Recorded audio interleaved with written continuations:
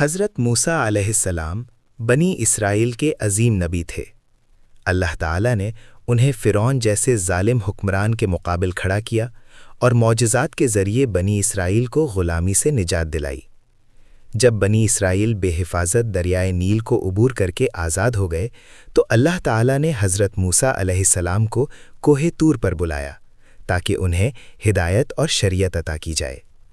حضرت موسیٰ علیہ السلام اپنی قوم کو پیچھے چھوڑ کر 40 راتوں کے لیے کوہ طور روانہ ہو گئے۔ جاتے وقت انہوں نے اپنے بھائی حضرت ہارون علیہ السلام کو بنی اسرائیل کا نگران مقرر کیا اور تاکید کی کہ قوم کو سیدھے راستے پر قائم رکھیں۔ مگر موسیٰ علیہ السلام کی غیر موجودگی بنی اسرائیل کے لیے ایک سخت آزمائش بن گئی۔ قوم میں ایک شخص تھا جس کا نام سامری تھا۔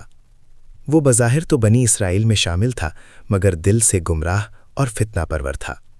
اس نے لوگوں کے دلوں میں شک پیدا کرنا شروع کیا اور کہا کہ موسیٰ علیہ السلام شاید واپس نہ آئیں۔ پھر اس نے بنی اسرائیل سے سونا اور زیورات جمع کروائے اور ان سے ایک سونے کا بچڑا بنا لیا۔ اللہ کی طرف سے آزمائش کے طور پر اس بچڑے میں ایسی آواز پیدا ہو گئی جو گائے جیسی محسوس ہوتی تھی۔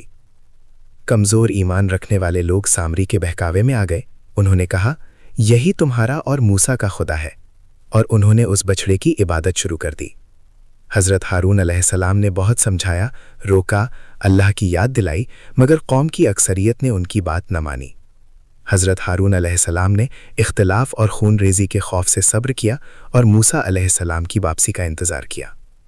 جب حضرت موسیٰ علیہ السلام کوہ طور سے واپس آئے اور اپنی قوم کو شرک میں مبتلا دیکھا تو انہیں شدید غصہ اور رنج ہوا۔ انہوں نے تختیاں رکھ دیں، اپنے بھائی سے سوال کیا، پھر سامری کو بلایا۔ سامری نے غرور سے کہا کہ وہ وہی کر رہا تھا جو اس نے درست سمجھا۔ حضرت موسیٰ علیہ السلام نے اللہ کے حکم سے اس بچڑے کو جلا کر خاک کر دیا اور سامری کو سزا دی۔